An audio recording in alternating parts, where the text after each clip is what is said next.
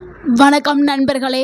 தினமும் ஒரு டீஸ்பூன் எள்ளு, வெறும் ஒரு டீஸ்பூன் எள்ளு மட்டும் நீங்க தினமும் சாப்பிட ஆரம்பிச்சீங்கன்னா உங்க உடல்ல என்னென்ன மாற்றங்கள் நடக்கும் தெரியுமா? பலரும் எள்ள வெறும் பொங்கல், லட்டு, எள்ளுருண்டை அல்லது சட்னில மட்டும் பயன்படுத்துகிறார்கள். ஆனா ஆயிரக்கணக்கான ஆண்டுகளாக இந்திய பாரம்பரிய உணவுல ஒரு சூப்பர் ஃபுட்டாக மதிக்கப்பட்டுள்ள உணவுகள்ல ஒன்றுதான் எள்ளு. எலும்புகளை பலப்படுத்துதல இருந்து இதயத்தை ஆரோக்கியமா வச்சுக்கிறதுக்கு வரைக்கும், சர்மம் முதல் முடி வரையும், உடலுக்கு தேவையான நல்ல கொழுப்புகள் முதல் புரதம் வரைக்கும் ஒரே ஒரு சிறிய விதையில இவ்வளவு சத்துக்கள் இருப்பது பலருக்கும் தெரியாது. ஆனா எள்ளை எப்படி வேண்டுமானாலும் சாப்பிட்டால் பலன் கிடைக்குமா அப்படின்னு நினைக்காதீங்க. சரியான முறையில சாப்பிட்டாதான் அதனுடைய முழுமையான பலன்கள் உடலுக்கு கிடைக்கும். வெள்ளை எள்ளு நல்லதா, கருப்பு எள்ளு நல்லதா? ஒரு நாளைக்கு எவ்வளவு சாப்பிட வேண்டும்? யாரெல்லாம் சாப்பிடலாம், யாரெல்லாம் சாப்பிடக்கூடாது? இந்த எல்லா கேள்விகளுக்கும் இன்னைக்கு நம்ம முழுமையா இந்த ஒரு வீடியோல முழுமையான பதிலும், உங்களுக்கு பத்தின எல்லா விதமான சந்தேகங்களையும் நீங்க தெரிஞ்சுக்கலாம். ஸோ இந்த வீடியோவை இறுதி வரைக்கும் பாருங்க. ஏன்னா கடைசியில பெரும்பாலான மக்கள் செய்யக்கூடிய மிகப்பெரிய தவறையும் நம்ம பார்க்க போறோம். ஸோ எள்ளுங்கிறது ஒரு சூப்பரான உணவு. ஆனால் நீங்கள் சரியான முறையில் எடுத்துக்கிட்டால் பல விதமான ஆரோக்கிய நன்மைகளும் வந்து சேரும். ஸோ நம்ம வீடியோவை முழுமையாக பாருங்கள். உங்கள் ஆரோக்கியம் உங்கள் கையில் தான். எள்ளு உலகிலேயே மிக பழமையான விதைகள்ல ஒரு விதை. இது எண்ணெய்க்காக பயன்படுத்தக்கூடிய ஒரு விதை. தமிழகத்துல 1000 ஆண்டுகளாகவே எள்ளு உணவுலையும் பாரம்பரிய மருத்துவ முறையிலையும் பயன்படுத்தப்பட்டு வருது. பொதுவாக 2 வகை அதிகமாக பயன்படுத்தப்படுது. வெள்ளை எள்ளு, கருப்பு எள்ளு. 2லையுமே நல்ல சத்துக்கள் இருக்குது. கருப்பு எள்ளுல சில ஆன்டி ஆக்சிடென்ட்கள் சற்று அதிகமாகவே இருக்குது. அதனால தான் 2 வகையும் கம்பேர் பண்ணும்போது கருப்பு எள் சிறந்ததாக நம்ம கூறுறோம். எள்ளில் இருக்கக்கூடிய ஊட்டச்சத்துக்களை பார்த்துடலாம். 100 கிராம் எள்ளில் பொதுவாக காணக்கூடிய முக்கிய சத்துக்கள் என்னன்னா புரதம், நல்ல கொழுப்புகள், நார்ச்சத்து, கால்சியம், மெக்னீசியம், இரும்பு சத்து, phosphorus, zinc, copper, vitamin B complex, vitamin E, lignans, அது சீசெமின், சீசாமோனின் போன்ற ஆன்டி இது அனைத்துமே சேர்ந்து தான் உடல்ல இருக்கக்கூடிய பல்வேறு உறுப்புகளை ஆரோக்கியமா செயல்பட வைக்கிறதுக்கு இது உதவுது. ஸோ இப்படி நன்மைகளை கொண்ட இந்த எள்ளை தினமும் சாப்பிடும்போது உடல்ல ஏற்படக்கூடிய மாற்றங்களை பார்க்கலாம். மாற்றம் ஒன்று, எலும்புகளை வலுவாக வச்சுக்கிறதுக்கு எள்ளு உதவுது.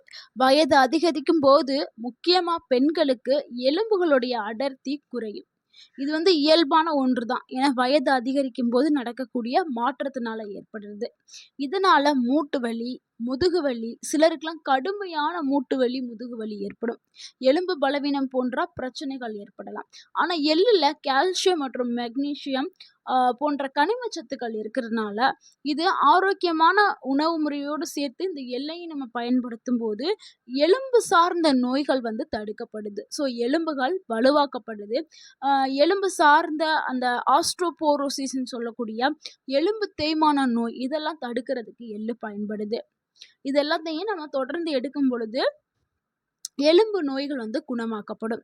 அது கூடவே நம்ம உடற்பயிற்சி செய்யணும். இந்த எள்ளை மட்டும் எடுத்துக்கிட்டா போதாது. எள்ளை எடுத்துக்கிட்டு உடற்பயிற்சி, விட்டமின் டி கான உணவுகள், புரதம், போதுமான கால்சியம் நிறைந்த உணவுகள் இது எல்லாத்தையும் சேர்த்து எடுக்கும்போது நம்மளுடைய உடல் ஆரோக்கியமாக்கப்படும்.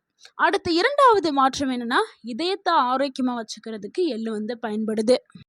இதய நோய்ங்கிறது இன்னைக்கு மிக அதிகமாக காணப்படக்கூடிய பிரச்சனைகள்ல ஒன்றாயிற்று. அது சின்ன வயசுக்காரங்களா இருந்தாலும் சரி, வயது அதிகமாக இருக்கக்கூடியவங்களா இருந்தாலும் சரி, மாரடைப்பு அப்படின்னு சொல்லிட்டு ரொம்பவே வருது. அதாவது இதயம் சார்ந்த நோய் தான் பல மரணத்துக்கு காரணமாக இருக்குது. அந்த அளவுக்கு இதயம் சார்ந்த நோய்கள் நிறையா இருக்குது. இப்போ நமது உணவில் இருக்கக்கூடிய நல்ல கொழுப்பு இதயத்தை ஆரோக்கியமாக வச்சுக்கிறதுல முக்கிய பங்கு வகிக்குது. அதே மாதிரி எள்ளில் நல்ல கொழுப்பு இருக்குது. அதாவது mono unsaturated fat, poly unsaturated fat என்ற நல்ல கொழுப்பு வந்து எள்ளுல இருக்குது. இந்த நல்ல கொழுப்பு இதயத்தை பாதுகாக்கிறதுக்கு பயன்படுது. நல்ல கொழுப்புக்கள் இதயத்தை சுத்தி இருக்கக்கூடிய கெட்ட கொழுப்புகளை கரைக்கிறதுக்கு பயன்படுது. அது கூடவே எள்ளுல வந்து நம்ம சொன்னோம்ல ஆன்டி ஆக்சிடென்ட்கள் இருக்குது. லிக்னான்ஸ் அப்படின்னு சொல்லக்கூடிய ஆன்டி ஆக்சிடென்ட்கள், விட்டமின் இ போன்ற இதெல்லாம் சேர்ந்து உடல்ல வந்து அந்த இதயத்தை பாதுகாக்கிறதுக்கு பயன்படுது. உடல்ல ஏற்பட்ட அந்த ஆக்சிடேட்டிவ் ஸ்ட்ரெஸ்ஸை குறைக்கிறதுக்கும் இது உதவுது. ஸோ ஆரோக்கியமான உணவு முறையோடு சேர்த்து எள்ளை சாப்பிடும்போது அடுத்து 3வது மாற்றம், உடலுக்கு நல்ல சக்தி கிடைக்கிறதுக்கு எள்ளு வந்து பயன்படுது. பலருக்கும் நாள்தோறும் அந்த நாள் ஃபுல்லாவே ரொம்பவும் சோர்வாவே இருப்பாங்க. இதற்கு பல காரணங்கள் இருக்கலாம். ஆனா சரியான தூக்கம் இல்லாமையும், சத்து குறைபாடு, உடற்பயிற்சி இல்லாமை, இல்லைன்னா வேற மருந்து மாத்திரை எடுத்துக்கிறதுனாலையும் இந்த உடல் சோர்வு வந்து இருக்கலாம். ஆனா எள்ளுல இருக்கக்கூடிய அந்த நல்ல கொழுப்பு, புரதம், இரும்பு சத்து, மெக்னீசியம் போன்ற சத்துக்கள் உடலுக்கு தேவையான சக்தியையும் கொடுத்து அந்த சோர்வையும் போக்கி உடல் சமநிலையில வச்சுக்கிறதுக்கு பயன்படுது. எனவே நம்ம காலை உணவோடு 1 டேபிள் ஸ்பூன் எள்ளை வந்து நம்ம சாப்பிட்றது ரொம்பவே நல்லது. அதாவது எள்ளை எப்படி நம்ம பயன்படுத்தணும்னா, எள்ளை வந்து நீங்கள் வெறுமனவே வடச்சட்டியில் போட்டு வறுத்து அதை நீங்கள் பவுட்ரு பண்ணி ஒரு டப்பாவில் சேகரித்து வச்சுக்கிறோங்க. சேகரிச்சுட்டு காலையில் நீங்கள் 1 டேபிள் ஸ்பூன் எள்ளை எடுத்து அப்படியே வாயில் போட்டு நீங்கள் சாப்பிட்றலாம். இல்லை பால் குடிச்சிங்கன்னா பாலில் கலந்து கூட குடிக்கலாம்.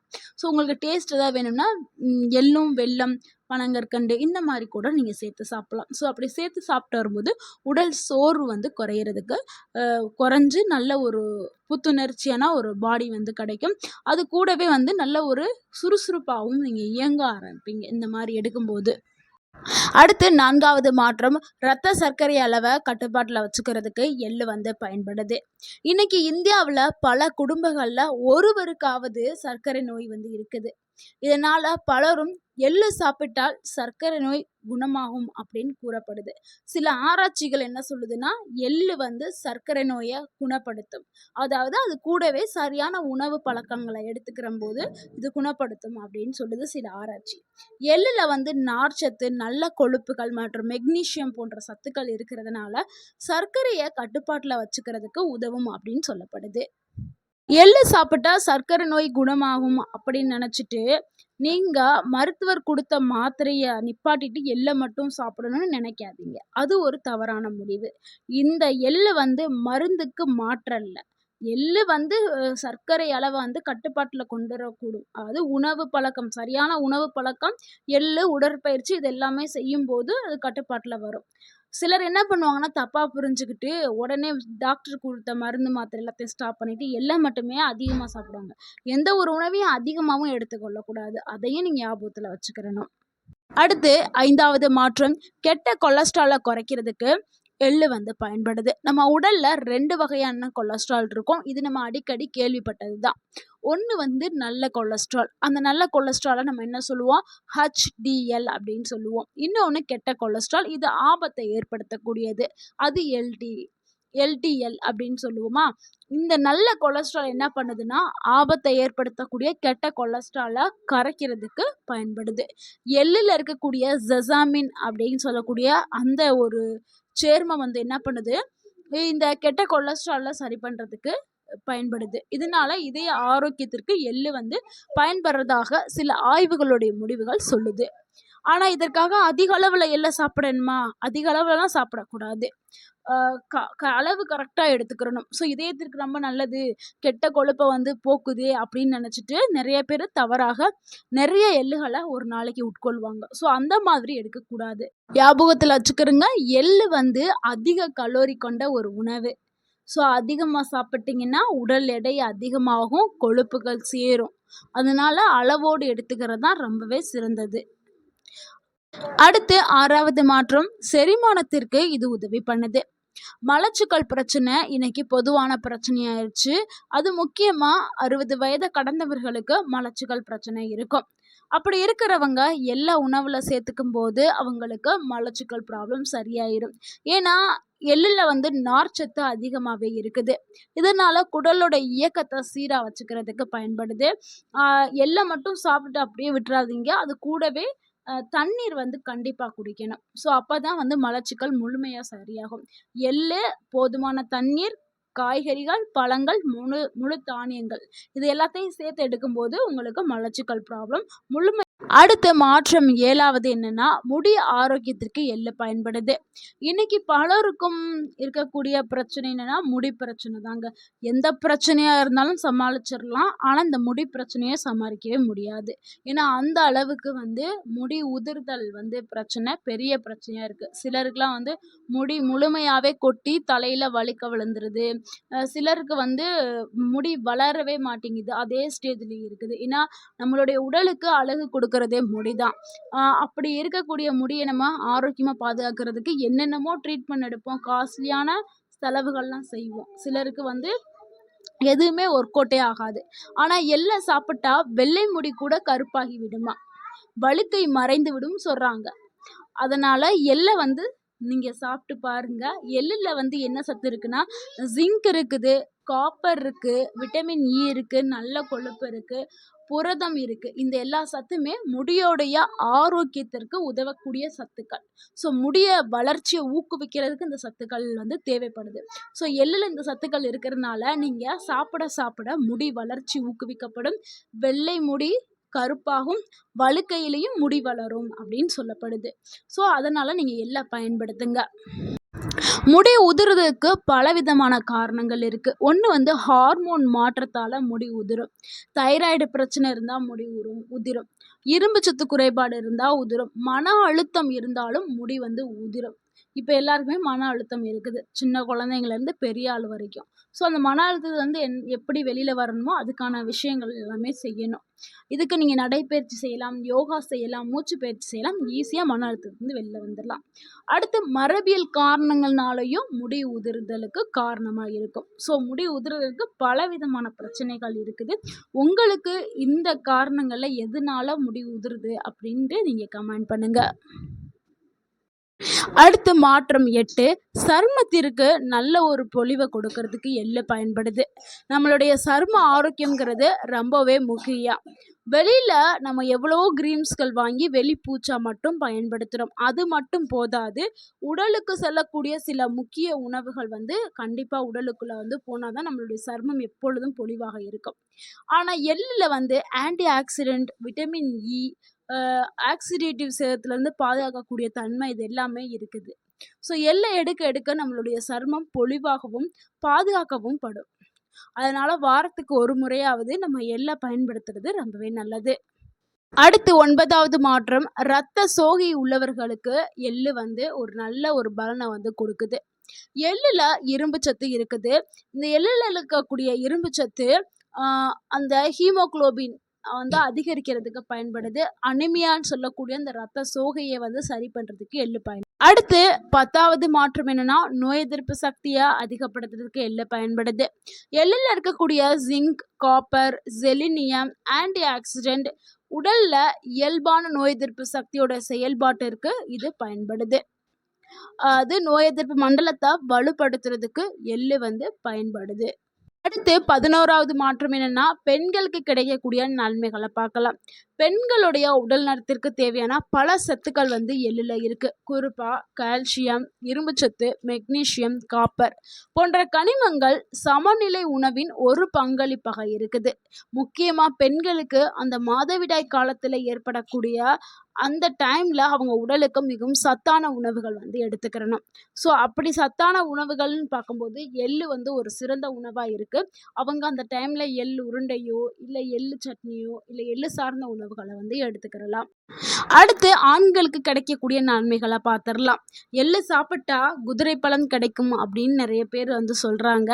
ஏன்னா அது சொல்றதுக்கு காரணம் எள்ளுல புரதம், நல்ல கொழுப்புகள், ஜிங்க் போன்ற சத்துக்கள் இருக்குது. இதனால ஒட்டுமொத்த ஆரோக்கியத்திற்கும் எள்ளு பயன்படுது. ஆண்கள் அவங்களுடைய நல்ல ஒரு உணவு பழக்கம், உடற்பயிற்சி ப்ளஸ் எள்ளு இதை எடுக்கும் பொழுது அவங்களுடைய அந்த ஆண்மை பவர் இன்க்ரீஸ் ஆகிறதுக்கு எள்ளு பயன்படும். அந்த ஸ்டாமினா பவரை பூஸ்ட் பண்ணுறதுக்கு எள்ளு பயன்படுது. இவ்வளவு நேரம் எள்ளோடைய நன்மைகளை பார்த்தோம். இப்போ எள்ளை எப்படி நம்ம சாப்பிட்றது அப்படிங்கிறத பார்த்துடலாம். சரியான முறையில் சாப்பிட்டா தானே சரியான ஊட்டச்சத்துக்கள் உடலுக்கு கிடைக்கும். எள்ள வந்து நம்ம வறுத்து சாப்பிடலாம். அது வெறுமனமே வறுத்து பவுடர் பண்ணி, இல்ல அப்படியே நம்ம சாப்பிட்றதா இருந்தாலும் சாப்பிடலாம். இல்லைன்னா, இரவுல ஊற வச்சு காலையில அப்படியே சாப்பிடலாம். ஸோ இரவுல ஊற வச்சு காலையில சாப்பிடுறது வயதானவர்களுக்கு ஒரு சிறந்த ஒரு உணவா இருக்கும். ஏன்னா, அது வேகமாவே செரிமானம் ஆகும். ஊற வச்சு சாப்பிடும் பொழுது, அவங்களுக்கு இந்த மலச்சிக்கல் ப்ராப்ளம்லாம் வராது. நல்ல செரிமானமாகி, அடுத்து அவங்களுடைய மூட்டுகள், உடல் முழுக்க நல்ல ஒரு வலுவ கொடுக்கறதுக்கு எள்ளு பயன்படுது. இல்ல அது டெய்லி ஊற வச்சு சாப்பிடுறது கஷ்டமா இருக்குன்னா, நம்ம வந்து 1 மாசத்துக்கு தேவையானத வறுத்து பவுடர் பண்ணி வச்சு, நீங்க டெய்லி சாப்பிடக்கூடிய சாதத்துல போட்டு சாப்பிட்றதா இருந்தாலும் சாப்பிடலாம். இல்ல பால் குடிச்சீங்கன்னா, பால்ல கலந்தும் குடிச்சுக்கிடலாம். ஒரு நாளைக்கு எவ்வளவு எள்ளு சாப்பிடலாம் அப்படிங்கிறத பார்த்துரலாம். ஒரு நாளைக்கு 1 டேபிள் ஸ்பூன் எள்ளு எடுத்துக்கிடலாம். அதையும் தாண்டி நான் எனக்கு நிறைய வேணும் அப்படின்னா 2 டேபிள் ஸ்பூன் எடுத்துக்கிறேங்க. அதுக்கு மேலே எடுக்காதீங்க. அதாவது சுமார் 10லிருந்து 20 கிராம் அளவு மட்டுமே நீங்கள் எடுத்துக்கிறணும். அதிகமாக எடுக்காதீர்கள். அதிகமாக எடுத்தீங்கன்னா கலோரி அதிகமாயிரும். ஸோ என்ன சொல்கிறது, எந்த ஒரு உணவாக இருந்தாலும் அளவுங்கிறது ரொம்ப முக்கியம்ல. அளவுக்கு அதிகமாக எடுத்தால் அமிர்தமாக இருந்தாலும் நஞ்சாக்கப்படும். அதை ஞாபகத்தில் வச்சுட்டு நீங்கள் எடுங்க. எள்ள யாரெல்லாம் கவனமாக சாப்பிடணும் அப்படிங்கிறத பார்த்துடலாம். அது தவிர்க்க வேண்டியது, இல்லைன்னா கவனமாக சாப்பிடணும். எள்ள அலர்ஜி இருக்கிறவங்க தவிர்க்கிறது ரொம்பவே நல்லது. சிலருக்கு எள்ள அலர்ஜி இருந்துச்சுன்னா சில அறிகுறிகள்லாம் காட்டும். சிலருக்கு அரிப்பு ஏற்படும், உதடு நாக்குகளில் வீக்கம் ஏற்படும், மூச்சு திணறல் கூட ஏற்படும். ஸோ இப்படிப்பட்ட அறிகுறி இருந்தால் உடனடியாக நீங்கள் எள்ளு சாப்பிட்றத ஸ்டாப் பண்ணிடுங்க. இல்லைன்னா உங்களுடைய மருத்துவர்கிட்ட நீங்கள் உடனடியா போய் பாருங்க. ஸோ இதெல்லாம் எள்ளு ஒத்துக்காமல் வரக்கூடிய அலர்ஜி சிம்டம்ஸு. அடுத்து 2வது யார் அப்படின்னா, கலோரி கட்டுப்பாட்டில் இருக்கிறவங்க. ஏன்னா இது எள்ளு வந்து அதிக அளவில் கலோரி கொண்ட ஒரு உணவு. ஸோ உடல் எடையை குறைக்கணும் அப்படிங்கிறவங்க எள்ளை வந்து அளவாக எடுத்துக்கிறங்க. அதிகமாக எடுத்திங்கன்னா அதிக கலோரி ஆயிரும். ஸோ உடல் பருமன் ஆயிரும். அதே மாதிரி இது நல்ல கொழுப்புகள் கொண்டதா இருந்தாலும் வந்து கலோரி அதிகமாக இருக்கிறனால கொஞ்சமாக எடுத்துக்கிறணும். அடுத்து 3வது யாருன்னா, சிறுநீரக பிரச்சனை இருக்கிறவங்க. ஸோ சிறுநீரக பிரச்சனை இருக்கிறவங்க எல்லாம் தவிர்க்கிறது நல்லது. அப்படி எடுக்கிறதா இருந்தால் நீங்கள் டாக்டர்கிட்ட ஆலோசனை பெற்றுட்டு நண்பர்களே, எள்ளு வந்து ஒரு சிறிய விதையாக இருந்தாலும் அதில் பலவிதமான ஊட்டச்சத்துக்கள் இருக்குது. ஸோ இனிமே உங்கள் உணவில் எள்ளை பயன்படுத்திக்கிறங்க. இந்த தகவல் உங்களுக்கு பயனுள்ளதாக இருந்திருந்தால் இந்த வீடியோக்கு ஒரு லைக் பண்ணுங்கள். இந்த வீடியோவை உங்களுடைய ஃப்ரெண்ட்ஸ் அண்ட் ஃபேமிலிக்கு ஷேர் பண்ணுங்கள். மறக்காமல் நம்ம சேனலை சப்ஸ்கிரைப் பண்ணுங்கள், சப்போர்ட் பண்ணுங்கள், கமெண்ட் பண்ணுங்கள். தேங்க்யூ ஃபார் வாட்சிங் அண்ட் வாழ்க வளமுடன். உங்கள் ஆரோக்கியம் உங்கள் கையில்தான். நன்றி, வணக்கம்.